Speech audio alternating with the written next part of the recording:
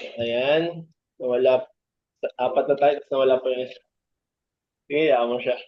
So ayun, amazing morning. So let me just share my screen with you kasi pag-uusapan natin ngayon is connected sa ginagawa natin ngayon. Kung may mindset tayo na for physical, for business, dapat may kingdom mindset din tayo. So, may aking share screen.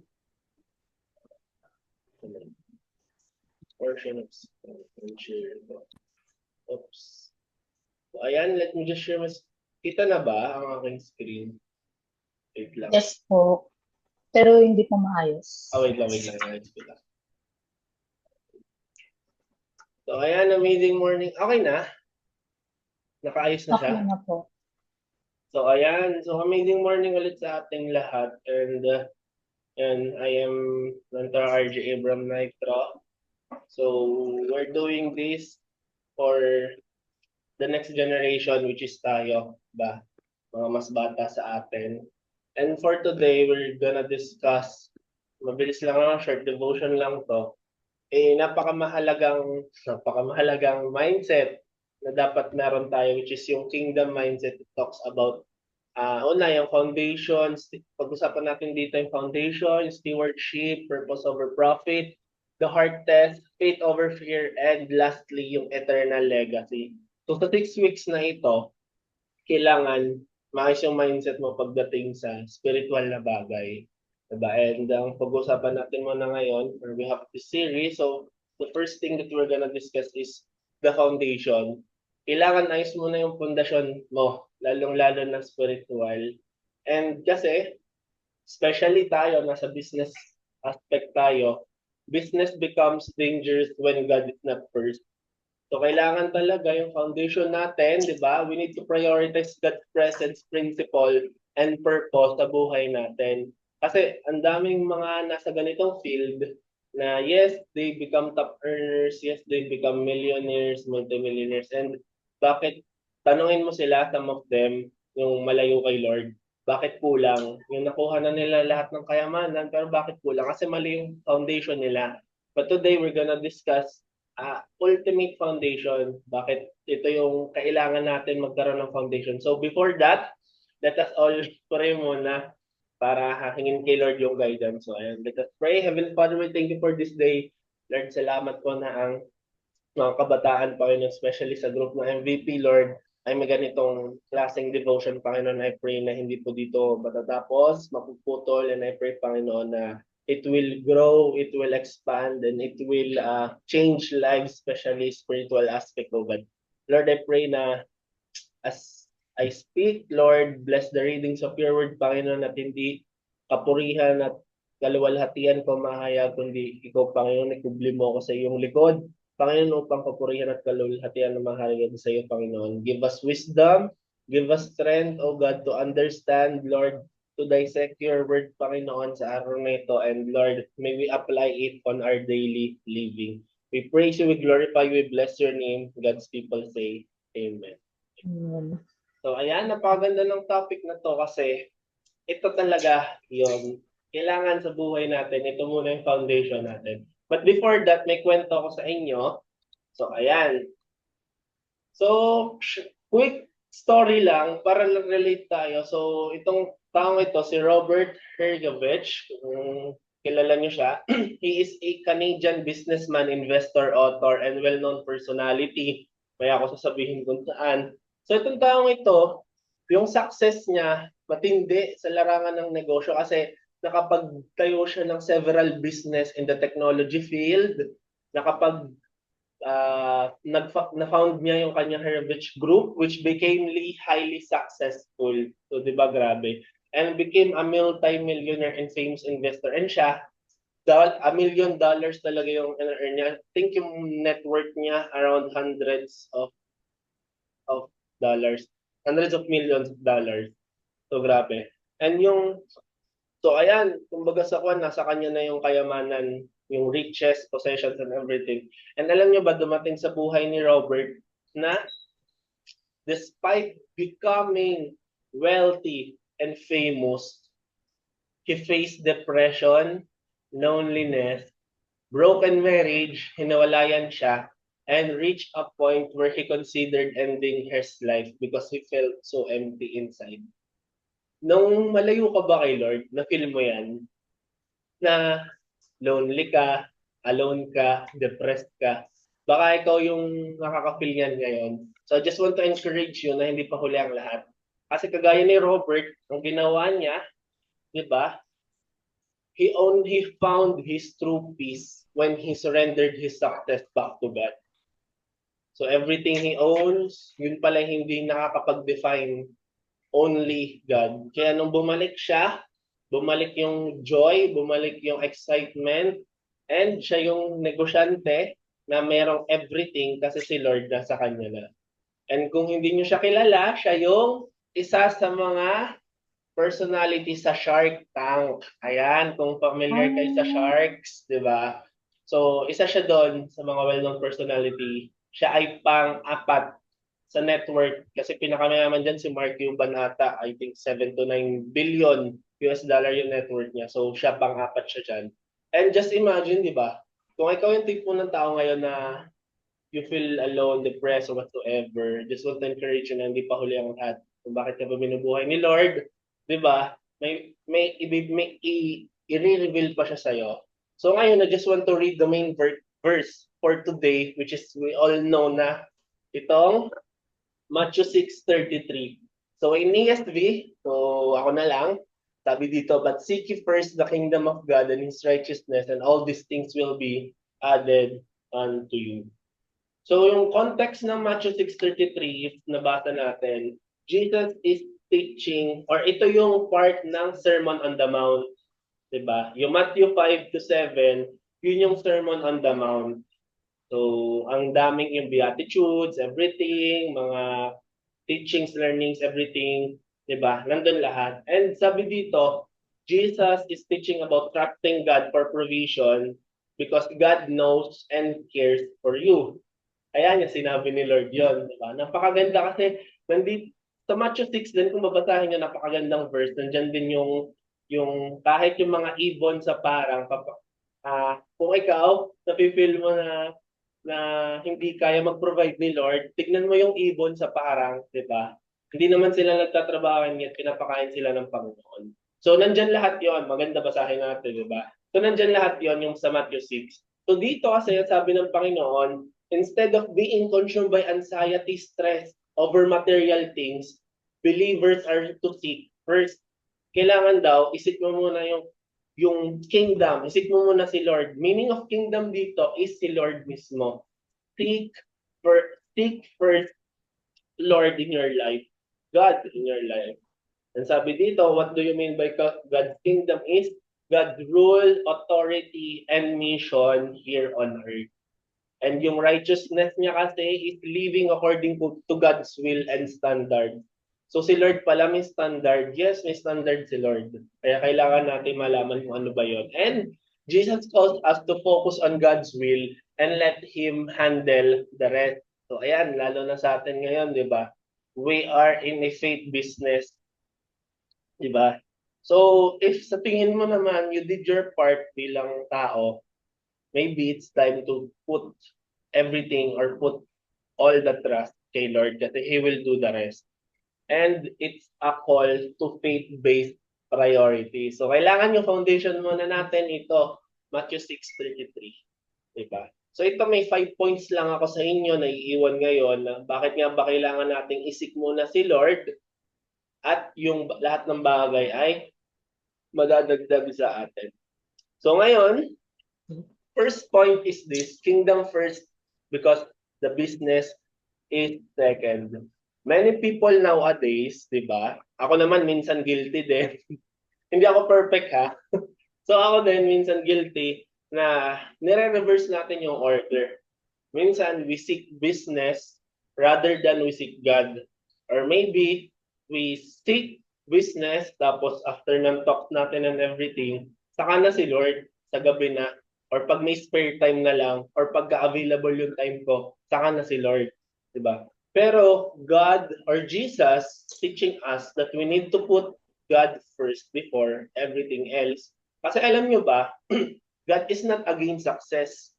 Baka sabihin niyo sa akin, ay RG, ano ba yan? Tinuturuan mo ba ako na iwan lahat si Lord? No, God is not against success. Ulitin ko, but He wants your heart first. Diba? Kailangan makita sa puso mo na inuuna mo si Lord. Kasi alam ni Lord kung anong laman ng puso mo, kung anong intention mo, kung anong desire mo. Diba? And sa atin, yung kingdom mindset, i-impart ko sa inyo na business is not my source. God is our ultimate source. Diba? So, ang dami kasi sa panahon ngayon, and ang dami kasi sa panahon din ngayon, kung ikaw, baka ginagawa mong option si Lord. What do I mean? Baka ginagawa mong last option, 'di ba? Pagka walang-wala ka na talaga, dumating sa point na, ay, kailangan ko na talaga si Lord, ganito, ganyan. Ay, hindi ganoon. Kailangan, first thing pa lang, first and only option mo si Lord. 'Di ba? Alam mo mga mentors, ano kasi, kung will ni Lord, ibibigay niya yan sa'yo. 'Di ba? Kunwari, nagpe-pray ka ng leaders, nagpe-pray ka ng sales, nagpe-pray ka ng pay-ins. Ginawa mo lahat. Nag-Facebook ads ka, nag-groups ka, nag-20 talks per day ka. Hindi ko alam kung paano mo pinagkasya yung 20 talks per day. Di ba? Ginawa mo lahat. Di ba? Pero kung hindi pa will ni Lord, hindi yun ibibigay. Di ba? Kailangan may makita muna sa puso mo. Yun nga muna, kailangan ayusin mo muna yung foundation ng puso mo bago ibigay na sa'yo. Alam niyo ba kung bakit? Kasi let's say, binigay ni Lord sa'yo. Eh paano kung hindi siya yung inuuna mo? Darating sa point na ang yabang mo. Darating sa point na yung greediness mo, yung pride mo, yung ego mo sa buhay, ikaw, kumbaga sa kwan, ikaw na yung ginojos mo. Ay, ang galing ko, ako lahat yan. Ay, ang galing ko, ako naggumawa niyan, walang ibang tumulong sa akin. So ayaw ni Lord na ganun. Ayaw ni Lord na may greediness tayo, na may pride tayo, na may ego tayo sa buhay. And alam nyo ba, di ba we all know idolatry? Is akala kasi natin idolatry, sumasamba sa Diyos-Diyosan, sa ganito ganyan. No! Modern idolatry is putting other things rather than God. If ikaw, di ba, if ikaw, inuuna mo yung ibang bagay bago si Lord, you are already committing idolatry. So, kailangan ayusin muna natin. Kasi sabi dito sa Proverbs 3, verse 5 to 6, trust in the Lord with all your heart and do not lean on your own understanding. Ano sabi? Not on your own understanding. In all your ways acknowledge Him and He will make straight your paths. So talagang kailangan, unahin muna natin si Lord. Kailangan yung puso natin, yung desire natin is to put God first. Walang iba, di ba? Kung ikaw may napupusuan ka ngayon, may sa business mo, ito inuuna mo si mens, di ba? Ito, pagkagising ko, kailangan matutukan ko si mens, ganito ganyan, parang doon na lang umiikot. Kailangan si Lord muna. Kasi trusting the Lord with all your heart will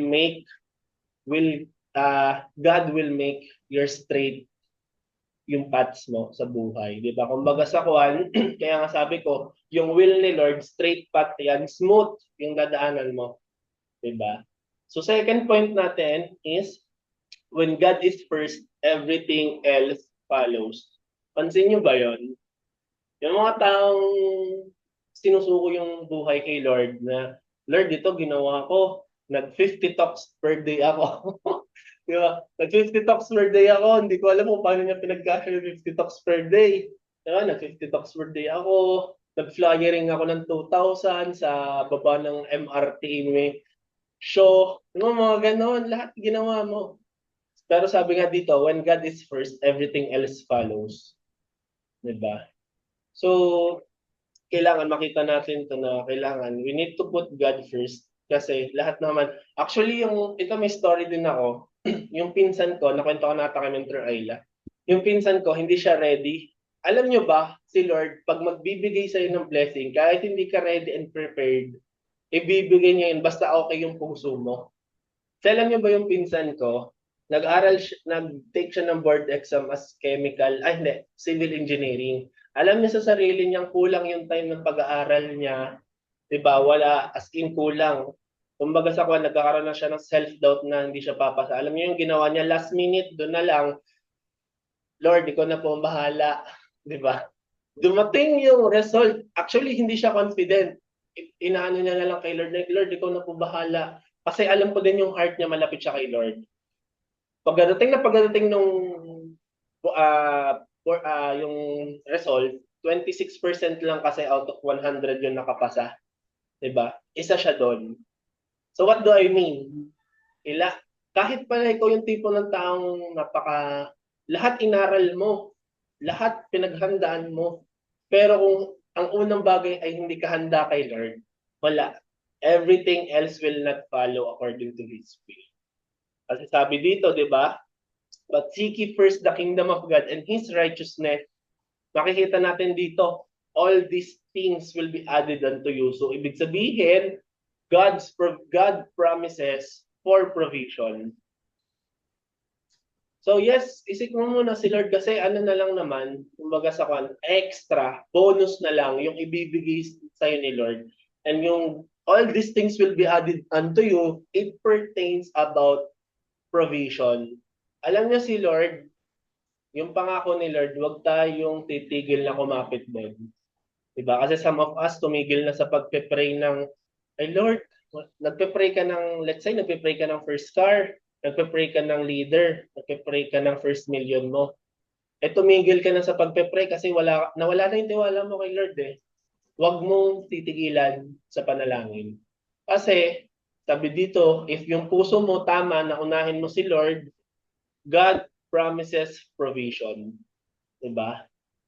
And business growth, clients, finances, everything. These are all secondary blessings. Ayan. Kaya, kumbaga sa buhay natin, we need to put God first talaga. Hindi lang unahin mo si Lord ha. Kasi ang daming tao ngayon, ginagawang genie si Lord. Ayan. Familiar ka ba or relate ka na ginagawa mong genie si Lord? Yung tipong, Lord, pagka, Lord, bigyan mo sa akin to, bigyan mo sa akin to. Ginawa mong ATM si Lord, saka ka lang lalapit pag may kailangan ka. Diba? Hindi ganon si Lord. Hindi siya genie, hindi siya ATM, hindi siya ganon. Hindi mo siya pwedeng tignan na ganon kasi siya ay malaki yung ano niya.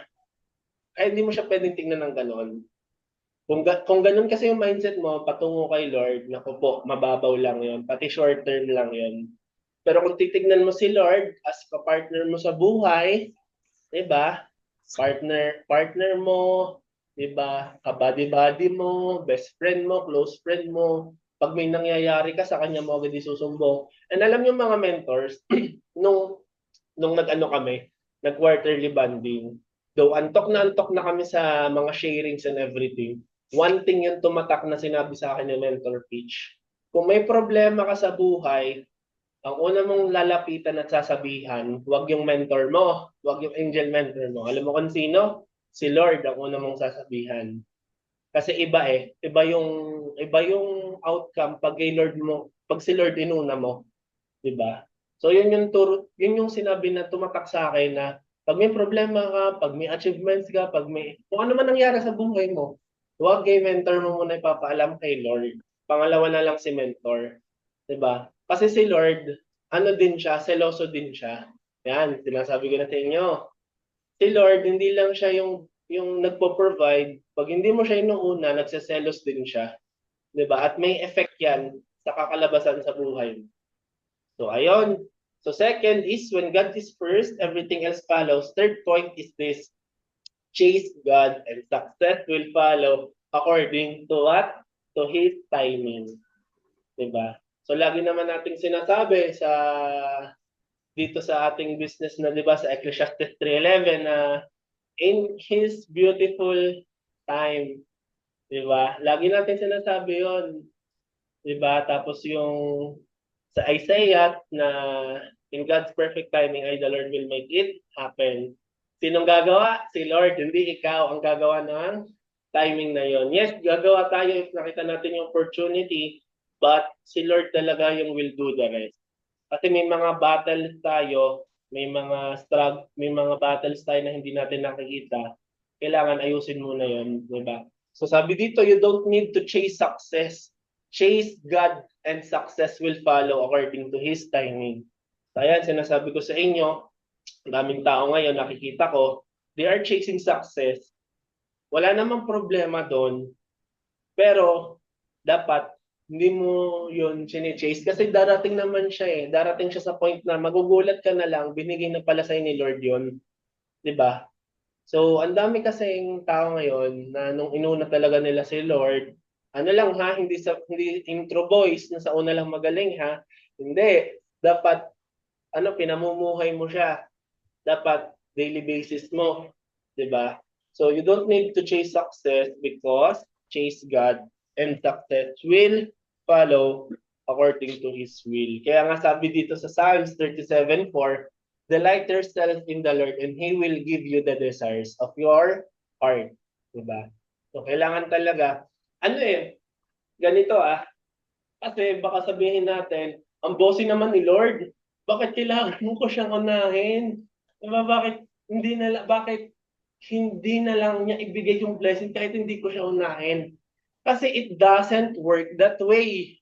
'Di ba? Kasi when you are in Lord or pag si Lord nasa iyo, kasama mo si Lord, alam nyo ba, you can also enjoy the Lord. Nakasama mo siya sa buhay mo. Pag si Lord kasama mo, kapartner mo sa buhay, may excitement, may saya, yung saya na hindi nawawala. Kasi yung material things dito sa mundo, nawawala yan. O let's say, nagkaroon ka ng first car, 6 months ka lang masaya. I assure you, pag nagkaroon ka ng sasakyan, 6 months yung level of happiness mo nagfe-fade yan. Nagkaroon ka ng first million, may hangganan yung kasiyahan mo, 'di ba? Pero pag kay Lord, walang hanggan yung kasiyahan mo. Kaya nga sabi dito, enjoy yourself with the Lord then. So may other verse doon, pero sabi nga, enjoy yourself in the Lord. Hindi niya naman lang sinabi na follow God, hindi, or put God first, hindi. Sinabi niya din dito na put or enjoy yourself in the Lord. Kasi sabihin ko sa inyo, pag ba nasa church kayo, pag ba nagpe-pray kayo, pag ba nagbabasa kayo ng Bible, ibang level of happiness yun, di ba? Especially if you're a believer, di ba? Kasi kung hindi ka believer, hindi mo mafe-feel yung nafe-feel namin, di ba? Pero if you're a believer, mafe-feel mo yon na pagkagising mo sa umaga, si Lord na agad yung hanap mo. Ibang level yung happiness mo pag nagpe-pray ka kay Lord. Parang kabady-bady mo, parang kapartner mo. Diba? Tapos pag nagbabasa ka ng Bible, ibang level of happiness din kasi you treat Word of God as a food, spiritual source of food. So you are delighting yourself, nag-enjoy ka, nag-excite ka, na ayo Lord, ito pala yon. Salamat sa buhay, salamat sa salita na binigay mo. And yung salita kasi ng Panginoon is buhay siya. Kahit anong gawin mo sa Biblia, buhay yung salita ni Lord. So, yan yung ibig sabihin ng delight yourself. Diba? Hindi lang niya sinabing magtiis kayo sa akin, pagka sinunod niyo ako, magtitiis kayo, or pag sinunod niyo ako, troubles will come, struggles will come. Hindi. Kasi, ito kasi if inuna mo si Lord, yes, kahit naman lahat ng tao, we will face troubles, struggles, trials. Pero, one thing na nag-iiba sa atin, sa mga wala kay Lord, is that even though we are facing trials, challenges, alam mo sa sarili mo, may hangganan lang yung problema mo kasi worth it naman lahat. Wherein dun sa ibang tao na malayo kay Lord or wala si Lord sa buhay nila, pagka dumating yung problema sa buhay, yung tipong magpapakamatay na sila, yung tipong ending na ng buhay nila. And alam nyo ba, kahit may problema ka, you can still be happy. Diba? So yan yung pinagkaiba natin na malapit tayo kay Lord or si Lord nasa sa atin. Kasi we can delight in the Lord. So ayan. So fourth point is this. So ayan, wait lang. Ayan. Fourth point is this. Putting God first. And the third point pala. Putting God first is practical. Baka kasi sabihin natin, ay parang waste of time yan. Di ba? Dumating na ba sa point niya na gano'n? Na parang nagsasayang lang kayo ng panahon kasi si Lord ang tahi-tahimik. Si Lord parang hindi sinasagot yung prayers ko, parang nagsasayang lang ako ng panahon dito. Diba? Pero alam nyo, if you put God first, it is very practical. Why? Because we have four practicality on how can we put God first. So una, pray. Kailangan application natin, we pray before making business decisions kasi it will affect the future of ourselves and our business. Diba? Kasi let's say, you decide na out of your feelings. Let's say, nag-decide ka kung anong decision mo. First car, everything. Nag-decide ka out of your feelings. Alam nyo ba, ang feelings natin pabugso-bugso. Pwedeng masaya ka ngayon, bukas hindi na. Pwedeng ganito ka ngayon, bukas hindi na hindi. But, sabi dito, we need to pray before making decisions, which is very practical. Tama ako, di ba? Kailangan yung pagpuput mo kay God, yung pagpuput natin kay God, kailangan practical talaga siya. So ayan, pray. Second is, you can honor God with your income. So akala kasi natin yung honor God, kailangan mag-serve ako, ministry ko sa church, whatsoever. Hindi. Inuulit ko, nasa business, nasa network marketing industry tayo. So how can we honor God through our business? Is that with your income. Paano ba? Tithe. Diba? God honors us through tithes. You can honor God through tithes. 10% na lang yung hinihingi sa ni Lord, di ba? Hindi mo pa maibigay. O let's say, kumita ka ng 50,000. Anong 10% of 50,000? 5,000. So yung simple, actually, God loves a cheerful giver, sabi sa Corinthians. Di ba? God loves a cheerful giver. And bakit ba tayo nagtitithes? Hindi dahil sa wala si Lord or dahil sa mahirap si Lord, hindi. Giving our tithes or yung generosity na lang natin, doon nakikita sa puso natin na we are a cheerful giver or we are a generous. Diba? Yung tipong walang-wala ka na, sige Lord, ikaw na ang bahala. And alam nyo ba, isa yan sa mga susi para ma-unlock mo yung blessing. Tithing. Diba? And yun, mission support, depende sa'yo. Pangatlo is setting boundaries. Don't let your work or business steal your relationship with God. Pwede mo siyang pag-combine na inuuna mo si Lord. Diba? Wag yung, wala naman akong, out of hindi, pwede namang gawa natin ng boundaries. O let's say, nagbi-business ka, full-time ka. Maglaan ka ng oras kay Lord. Hindi yung 24 hours, puro ka hapit, di ba? Ang hinihinga sa'yo ni Lord, let's say, baka 30 minutes lang of your time. Di ba? So we need to set boundaries. Don't let your business or work steal your relationship with God. And sabi dito, practice integrity in business. Ayan. So, ang daming kumakamada, ang daming nag-underprice, ang daming gumagawa ng mga kalokohan and everything. But dito, nilagay tayo dito ni Lord to practice integrity para tayo yung maging role model ng ibang mga distributors, ng ibang mga business partners. Kasi alam nyo ba, honesty honors God. In all we do, tingnan natin na may ang Diyos nakatingin sa atin. O let's say, dudugain mo pa yung downline mo. Wag, nakatingin sa'yo si Lord. Di ba? Wag ganun. And honesty talaga, sa ginagawa natin sa business, honesty honors God. Ayun. Kaya nga sabi dito, one who is faithful in a very little is also faithful in much. And one who is dishonest in a very little is also dishonest in much. So ibig sabihin, sa madalit salita, ang ganyan ng verse na to, ang tao mapagkakatiwalaan sa maliit na bagay ay mapagkakatiwalaan din sa malaking bagay. At ang tao hindi mapagkakatiwalaan sa maliit na bagay ay hindi mapapagkatiwalaan sa malaking bagay. Let's say kahit 500 yung kinita mo, ay kung maalam ka i-handle yung 500 na yon, i-bless ka ni Lord sa malaking blessing. Or let's say yung 500 na yun kung saan mo ginamit, 'di ba? Hindi mo ginamit para mag-glorify si Lord or hindi mo ginamit sa makabuluhang bagay, ginamit mo para sa ewan ko, kung saan mo ginamit, diba? So, hindi ka mapagkakatiwalaan din sa malaking bagay. So, yun yung point ng verse na ito. Kaya nga practicality na sumunod tayo kay Lord. Kasi alam nyo ba, si Lord na yung magbibigay ng path sa atin. So, ayan. And fourth is this. Success without God is very, very, very dangerous. Diba?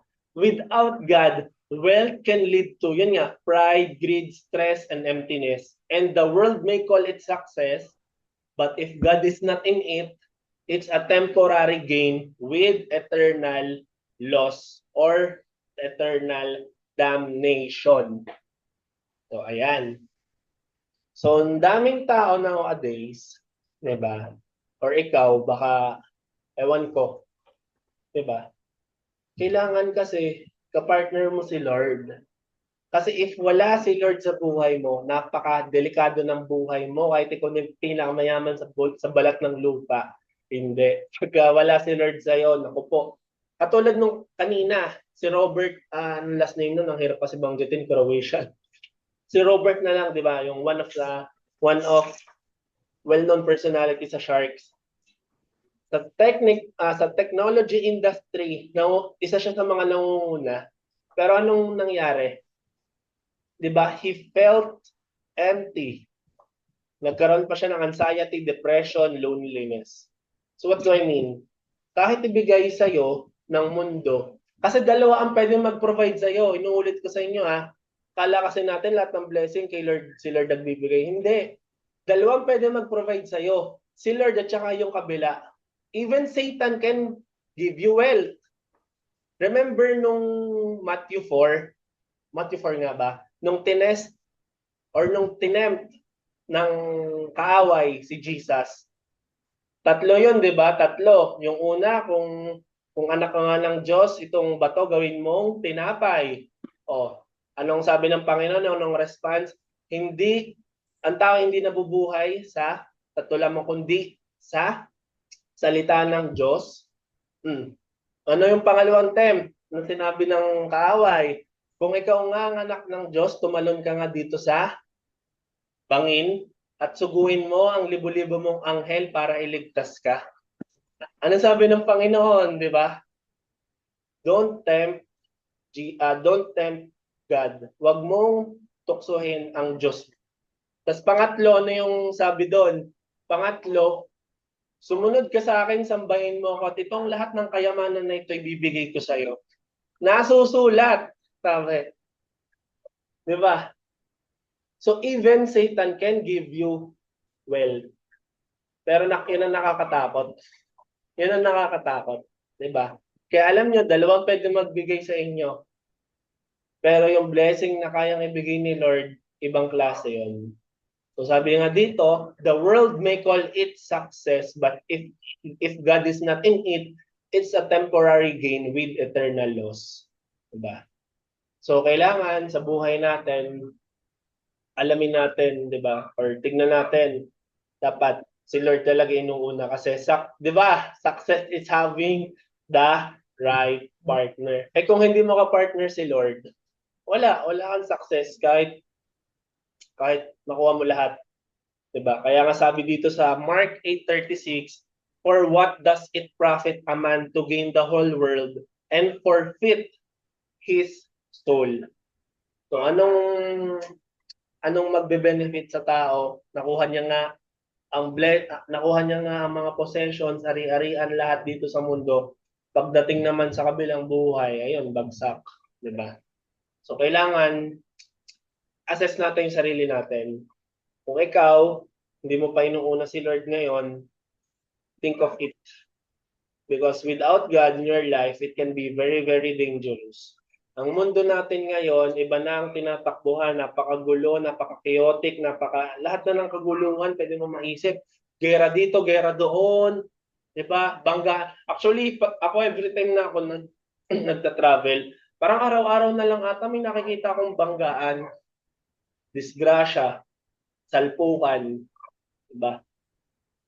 So, nakakatakot na yung mundo natin. Pero if God is with you, He can protect you, unang-una, and He can secure you.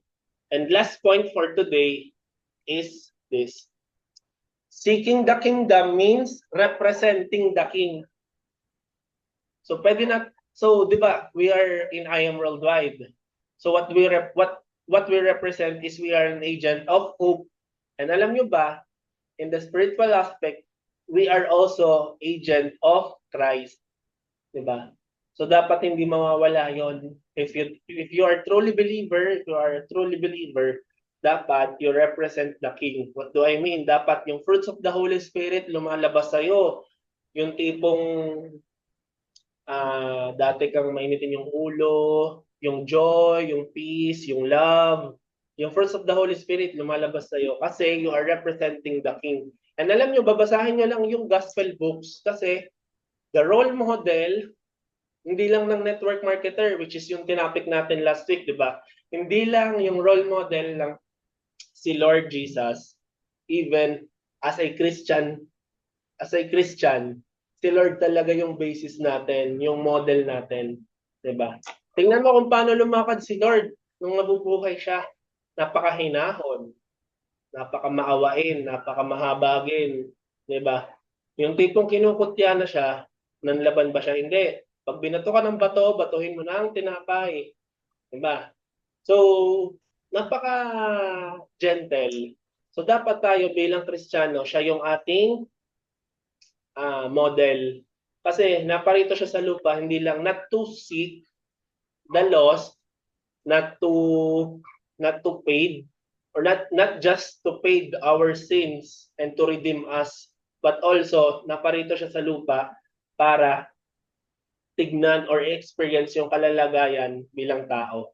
Diba? Kasi Panginoong Hesus yung nandito sa lupa, 100% man, 100% God. So ayun. And nung nandito siya sa lupa, baka ikaw yung tipo ng tao na ngayon na, ay Lord, hindi mo naintindihan yung pinagdadaanan ko, napakasakit. Diba? Lord, hindi mo na naintindihan yung problem ko ngayon. Naintindihan ni Lord. Kaya nga siya bumaba dito sa lupa at nakiminggil sa mga tao. Kasi naiintindihan ka niya. And alam niyo ba kung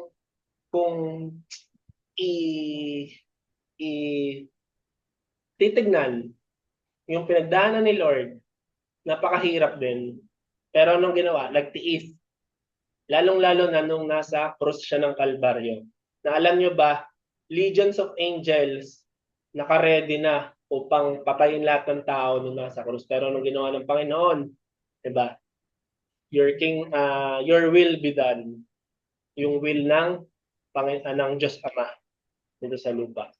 Diba? So, alam nyo, kaya sabihin mo, yung promise ni Lord, hindi yan nababali. Hindi pa lang timing. Kasi ikaw may inipin ka eh. Napaka-impatient natin bilang tao. Kasi yung timing ni Lord, napakaganda niyan. Diba? So, dito, seeking the kingdom means representing the king. Kasi in our business, representing God's character is excellence, honesty, humility. Excellence in a sense na kailangan talaga masipag ka. Kailangan talaga you are pursuing excellence if you want to achieve those things. Kasi wala naman nakukuha ng naglulugaw lang, di ba? Kailangan dumadaan muna sa hirap, sa pagtsatsaga, bago mo makuha. Excellency, God calls us for excellency. Diba? Next is honesty with integrity. And third is with humility. If binigay na sa'yo ni Lord, yung mga pinagpe-pray mo, you need to be humble. Diba? Hindi yung tipong nakaangat ka lang ng konti, ang yabang mo na. Yung tipong, wala, hindi ka na makausap. Diba? Yung sasabihin mo, ay hindi kita ka-level, lumayo ka sa akin. Huwag ganun. Diba? God calls us to be humble. Let's say, ikaw na yung maging top 1. Diba? Ma-overtaken mo si Mentor May. Let's say, diba? Why not? Bigay sa'yo ni Lord yun. Diba? Let's say, mag-$1 million circle ka. Dapat, hindi ka makakalimot sa the one who bless, hindi sa blessing. Kasi many of us, sa blessing nakatingin, hindi sa blessor. Diba? Nakatingin sa provision, hindi sa provider. Nakatingin sa healing, hindi sa healer. What do I mean? Doon tayo nakatingin sa material things or doon sa mga binigay sa atin, hindi doon sa kung sino yung nagbigay sa atin. Kaya ngayon, dapat tignan natin sino ba yung nagbigay sa atin. Dapat siya yung inuuna natin. Pangalawa, be a light in your industry. Yung kahit yung lahat ng mga business partners mo gumagawa na ng kalokohan, illegal, immoral, 'di ba? Dapat ikaw yung maging ilaw, ikaw yung maging kakaiba ka. You need to set apart. You need to be unique. Kasi God calls you to be a light in our industry. Yung tipong lahat ay bad workers, ikaw mananatili kang neat worker, 'di ba? So kailangan ikaw yung maging role model na, oy, kahit ginaganto natin si Mentor Ayla, si Mentor Hazel, 'di ba? Ano talaga siya, nanatili siyang tapat, nanatili siya sa kanyang prinsipyo, nanatili siya sa Diyos. Ano kaya meron sa taong ito? 'Di ba? So kailangan maging light tayo dito sa industry natin and use your business as a ministry to serve others and point them to Christ. So alam nyo ba, we could glorify God, we could glorify Jesus through our business. Kasi sabi ko nga, entrepreneurship is our calling and our business is our ministry. Huwag nyo i-degrade yung sarili nyo na yung mga tao nasa simbahan lang yung pinagpapala, mga nagpo-full time lang sa church yung pinagpapala. Hindi. God can also use you in your own industry. Diba? Kung ikaw, ayan, katulad ni Sheen, papasok ka na, diba? So, God can use you in your, sa school mo as a young entrepreneur sa school mo, diba? A 15-year-old like you, pwede magamit niya ni Lord. Diba? So, wag nyo ding, and sabi dun sa 1 Timothy 4:12, diba? Don't let anyone despise your youth. Kahit ikaw bata ka, pwede kang gamitin ni Lord. Kasi alam niyo ba si King David, at tanong niya sa akin kung ilang taon niya nung napatay si Goliath. Hindi pa siya 20s noon, teenager siya nung napatay si Goliath. And nung naging hari siya, I think he is in his 20s nung naging hari siya. So what do I mean? Kahit bata tayo, don't let anyone despise. Kahit bata tayo at yung matatanda, tinuturuan tayong gumawa ng kalokohan dito sa industry natin kasi I know, napakadami pa. Diba? Pero wag tayong papasakop. Wag tayong kailangan yung prinsipyo natin na kay Lord. Kaya nga sabi dito, point them to Christ. And sabi sa Matthew 5:16, in the same way, let your light shine before others so that they may see your good works and give glory to your Father who is in heaven. So ayan, napakalinaw na sinabi dito na let your light shine before others so that they may see your good works and give glory to your Father who is in heaven. So sa business na ginagawa natin, importante na yung ilaw, ikaw mismo sa sarili mo, dapat kumikinang yung liwanag mo. Kasi may ilaw na parang papundi na, di ba? May ilaw na pumupundi-pundi na yung tipong ilang araw na lang, mawawala na yan, mapupundi na yan. Hindi. Dapat kahit anong circumstances, buhay, yung light mo, maliwanag. Kasi kanino ba natin kinukuha yung light? Kay Lord pa din. Diba? And God will use us mightily and boldly in this industry. Kaya wag mong sabihin na ay bata ka pa, ganito, ganyan, hindi. Gagamitin ka ni Lord. Diba? And patuloy tayo magpagamit kay Lord kasi pag na kay Lord tayo, yun nga, success will follow. Ano na yung success na yung susunod sa'yo, hindi ikaw yung susunod sa success. Diba? Kaya kailangan unahin muna natin talaga si Lord sa buhay natin. So ayun, ulitin ko lang. Yung una is kingdom first, business second. Pangalawa, when God is first, everything else follows. Pangatlo, chase God and success will follow according to His timing. And pang-apat, sabi dito, putting God first is practical. Tatlo ata yun. Tapos pang-apat, success without God is dangerous. And last, yun nga, seeking the kingdom means representing the king.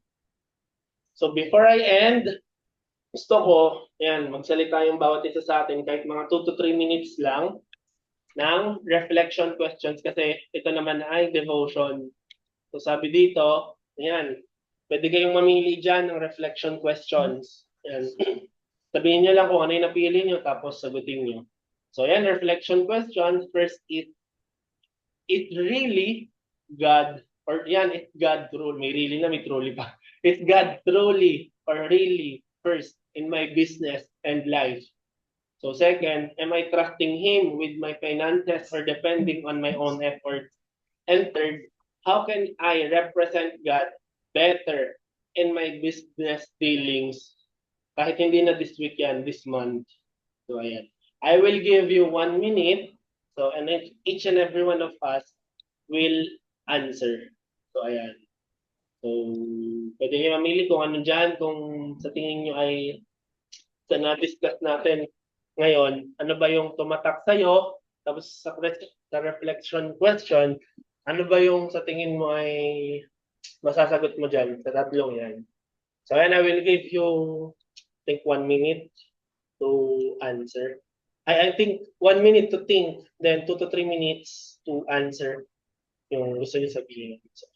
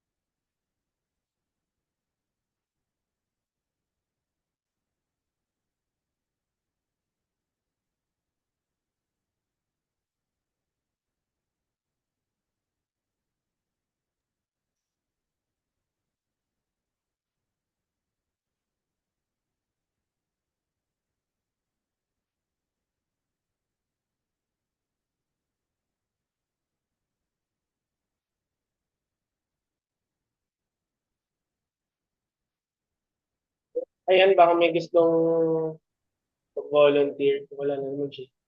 Baka may gusto mag-volunteer na mag-answer. Mentor Island, ano yun? Yes. Sige po, ako po muna. Is God truly first in my business and life? Actually po, nung sobrang halaga talaga yung mga ganitong activity natin kasi sometimes, tao lang naman din po talaga tayo, di ba? Nakakalimutan ko rin talaga siyang unahin and parang hindi ko siya kapartner, ganyan. And yung mga ganito pong activity, it really helps me to remind na siya yung source ng blessings ko. Kasi yun nga, kapag ka inuna mo si Lord, lahat ng bagay na ninanais mo or you want in life, talagang bibigay at bibigay niya. Dapat hindi talaga tayo nag-depend sa own effort lang talaga natin. Ganun po. Dapat hindi talaga tayo nag-depend lang dun sa ano natin, sa effort natin. Yun din sa first point.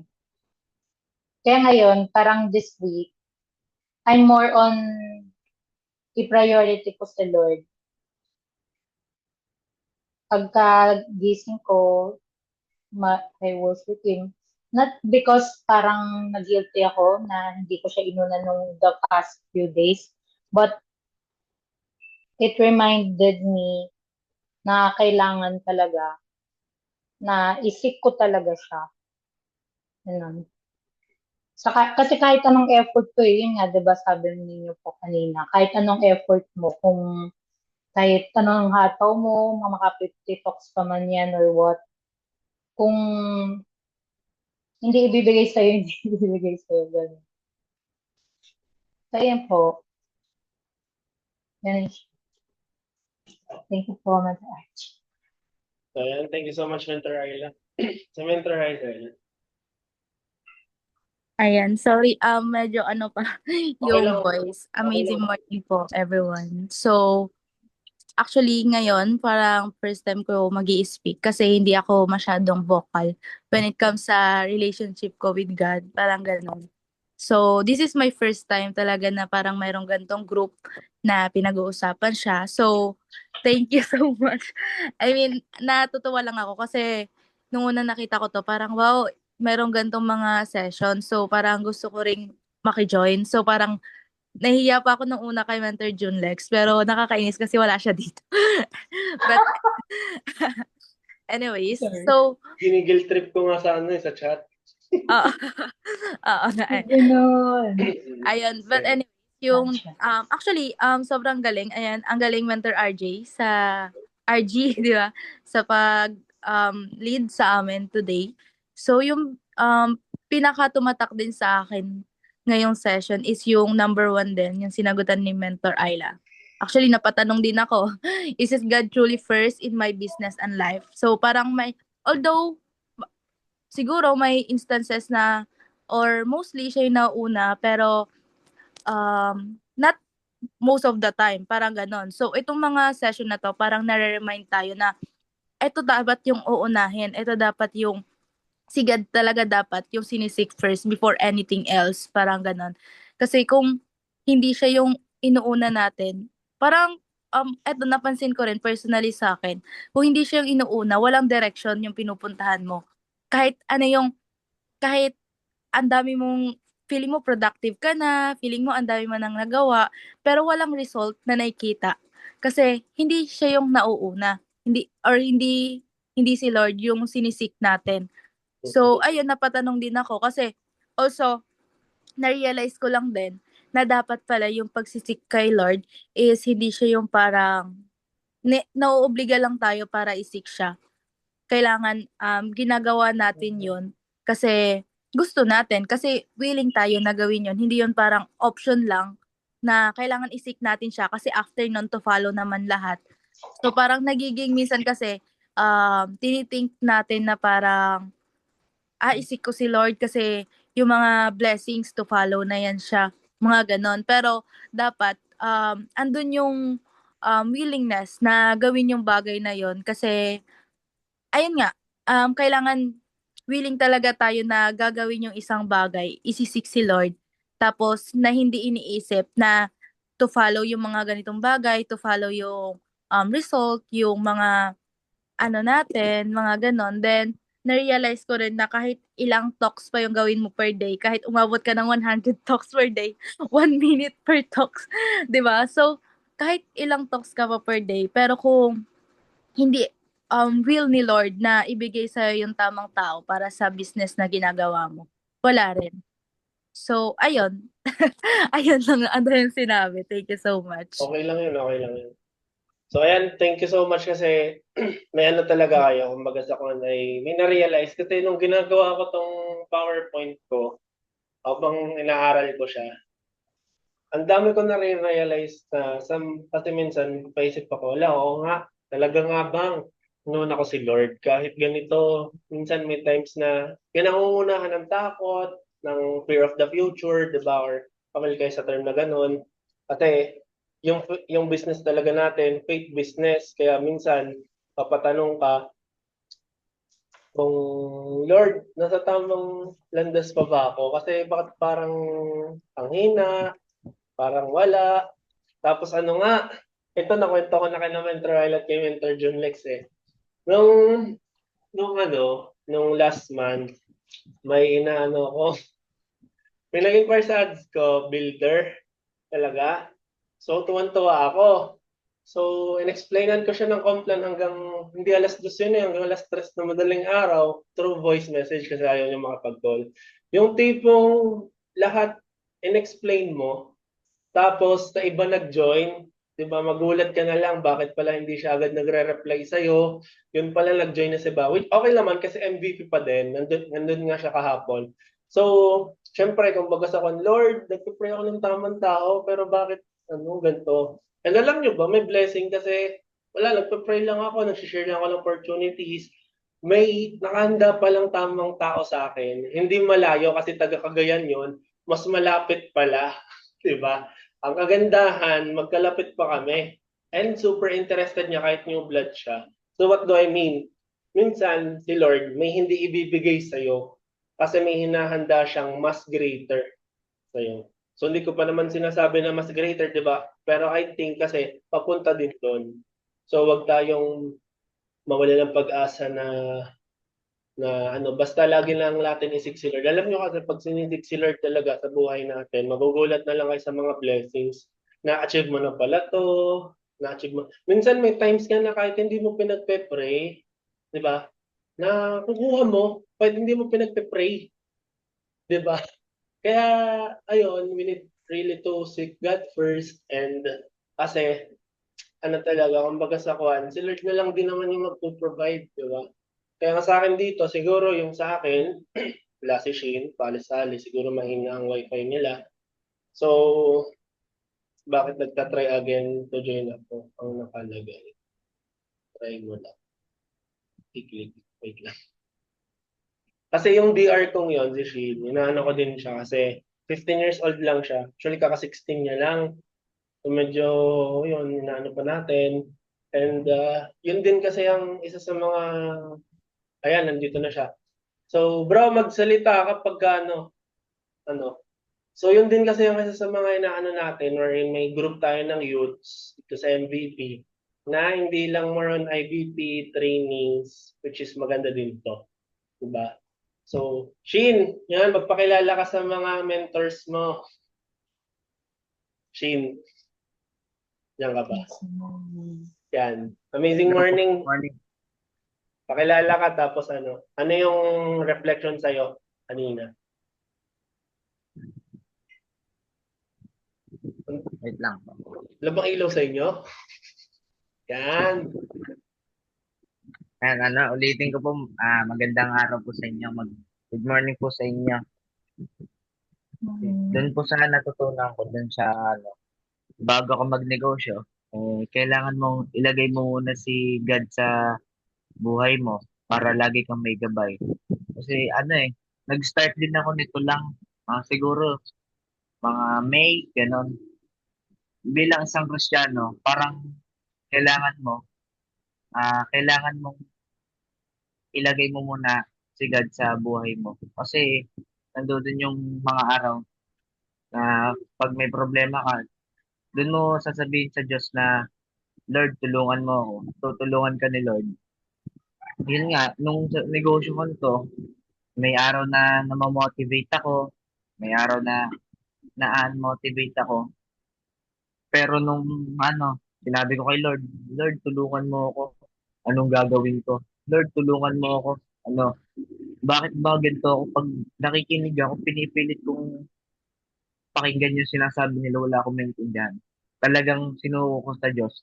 Nung last camp nga bago kami mag-camp, actually, puro cellphone talaga ako nun. Nag-start na ako sa Barley nun. Nung camp, ang daming preaching na tumama sa akin. Tapos, sabi ko sa Diyos, Lord, bakit ganito? Hindi ko maintindihan yung sinasabi ng tao patungkol sa Diyos. Ang tagal ko ng Kristiyano, tapos ganito pa rin ako. Lord, bakit hindi ko talaga maintindihan? Tapos nung nagsimulang bigyan kami ng time ng pray, sinuko ko talaga sa Diyos lahat ng kailangan kong improve sa buhay. Lord, gabayan niyo naman po ako na sana baguhin niyo ako, Lord, sa sarili ko na hindi ko talaga maintindihan. Takot ako sa mga tao. Hirap ako makaintindi. At ayun nga, pag uwi ko ng bahay, galing camping, ang dami nangyari sa akin. Daming binigay sa akin agad ni Lord na improvements para ma-improve ko sarili ko. Ngayon, parang nafe-feel ko na totoo talaga ang Diyos sa sarili ko. Ngayon, na-motivate ako parang gusto kong bumalik. Kung mag-pray man ako, dapat walang doubt.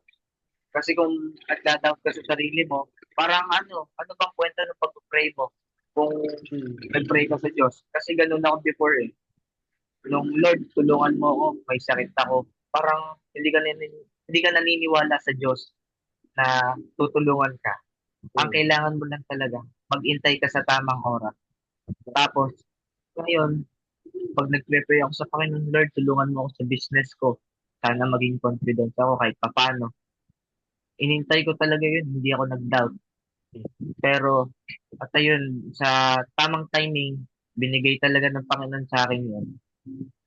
At doon ko na-realize na kahit anong oras makakapag-pray ka sa Diyos, basta wag ka lang mag-doubt. Kasi pag nag-doubt ka, parang hindi ka naniniwala sa Diyos. Parang hindi ka nagtitiwala. Ganun. Yun lang po. Okay. Thank you so much sa ating magiging rising yep na. Diba? So, ayan, di ka nagpakilala, pakilala ka muna. Ilang Ako taon si ka na? ako si Shin H. Gemelo. Actually, yun po talagang pangalan ko. Iba lang po yung nakalagay na pangalan dito. Nag-start po ako ng barley nung siguro mga May 23, ganun po. Tapos, ang age ko po, nun, nasa 15 years old lang po. Ngayon, kaka-16 ko lang po nitong June. Yun lang po. Sabi mo, makikita mo sila sa Saturday, di ba? So, ayan. So, ayan si Mentor Ayla, si Mentor Haisel. Mga mentors Opo. natin yan. Hindi lang mentors, mga ate din yan sa business. Pwede mong pass ka ng knowledge sa kanila. So, but anything else? So, yun, thank you so much. So, ako naman, sa akin, yun nga, am I trusting Him? Yun, yung dito sa reflection questions na ito, minsan napapaisip tayo na talagang minsan inuunas. Kasi minsan pagkagising mo, parang pinangungunahan ka ng gigil mo, tsaka takot. Gigil sa negosyo, takot na baka walang mag-pay-in sa'yo ngayong araw or wala kang makausap. Diba? Kaya minsan, hindi man natin sinasadya, naiiwan natin si Lord. Pero yun nga, you need to keep your composure eh. You need to keep your calm na, alam mo, si Lord na yung magpo-provide. Yung pang iniisip mo dyan. 'Di ba? Kasi kung, ba nagugulat kayo minsan, may nag inquire sa inyo, may lumalapit sa inyo, bigay ni Lord yon. 'Di ba? Kasi, paano, paano kayo i-contact? 'Di ba? Binigyan ni Lord ng kaunawaan yung taong yon na kontakin ka. Pumatok si Lord sa puso na yon na itong si Ayla or itong si Aisel, si Shin, ito yung dito ka mag-inquire, 'di ba? So si Lord gumagawa sa mga pamamaraan na hindi natin nakikita.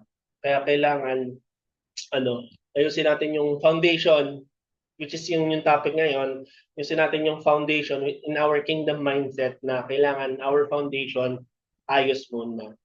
So, ayun, and I hope marami kayong, kumbaga sa na natutunan with our topic. But before we end, let us close this with with a closing prayer, rather. Sorry. So, ayan.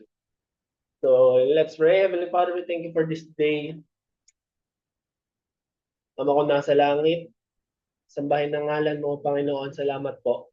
Salamat sa iyong salita na buhay. Salamat sa iyong salita na sinulat ng aming mga ninuno na iningatan mo itong salita mo ito upang magamit namin sa panahon ngayon. Salamat, Panginoon, na gumamit ka ng mga tao para maisulat tong Biblia. Na Panginoon, napakasarap basahin. Hindi lang siya nagiging motivation, Panginoon, bagkos nagiging reminder, paalala na magtiwala sa iyo, na sundin ang kalooban mo, Panginoon. Lord, salamat na kailangan, Panginoon, yung foundation namin tama, which is ikaw ang inuuna. God and Christ-centered, Panginoon, dapat yung buhay natin. Na yes, Lord, nasa business industry kami and time is gold in our industry. But Lord, even though our time is really, really valuable, we need to seek you first. We need to set a time na special for you, Panginoon.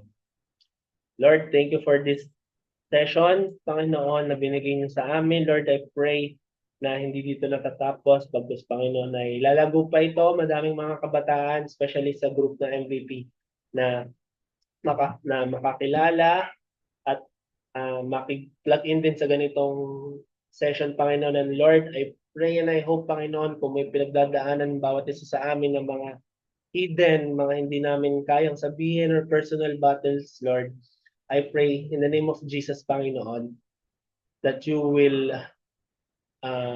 comfort us una-una, remove our anxiety, our stress, our doubts, Panginoon. But rather than to trust you with all our heart, with all our soul, with all our mind, Lord. Continue to bless your sons and daughters, Panginoon, in this week, Lord. And Lord, I pray, ikaw na po, Panginoon, na magbibigay ng mga pay-ins, everything sales, whatsoever, Panginoon.